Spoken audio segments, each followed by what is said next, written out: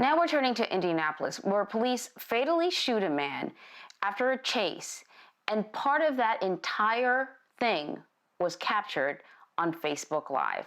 Authorities say that the man was killed after shooting at an officer who chased him for reckless driving. Family members at the scene identified the victim as Sean Reed. Reed reportedly live-streamed part of the chase on Facebook.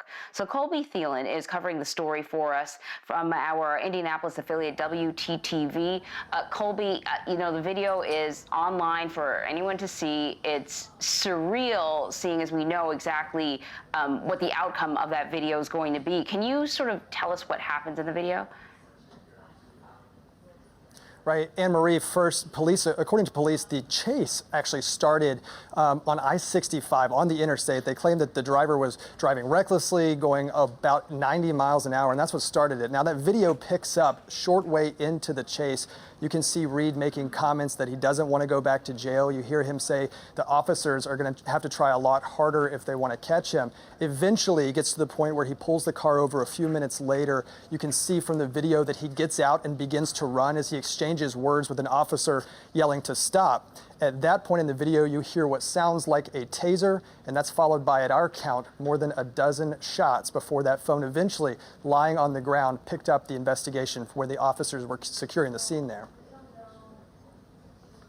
Colby, what do we know about Sean Reed? Have you learned that he was driving under the influence? Authorities say he had a gun and used a gun, but the video does not support those claims. What are you hearing? Right, Vlad, we're hoping to learn that in the toxicology report. Typically, those reports come out a couple of weeks later, and that'll have more details. Right now, we're still awaiting the coroner's report as well.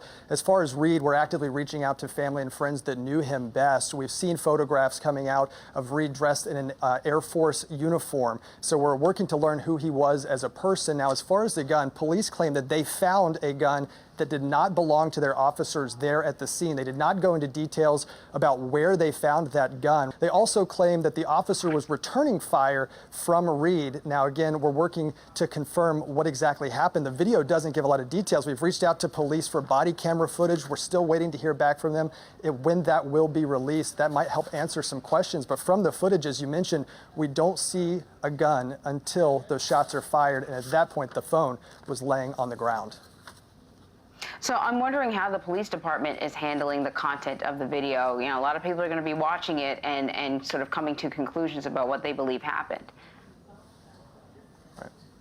Yep, Anne-Marie, the police department has already said that they have secured that video through legal channels, that they plan on using that in this internal affairs investigation, which they opened after this shooting. Right now, that officer, of course, placed on administrative leave as this investigation continues. But again, they say that they're planning on using that as evidence. And we reached out, as I mentioned, for other footage that might help give some other angles or give a bigger idea of what exactly led up to this and how this happened. Right now, we are still waiting on that footage. All right, Colby Thielen, great reporting. Thank you very much, Colby. We appreciate it. Thank you.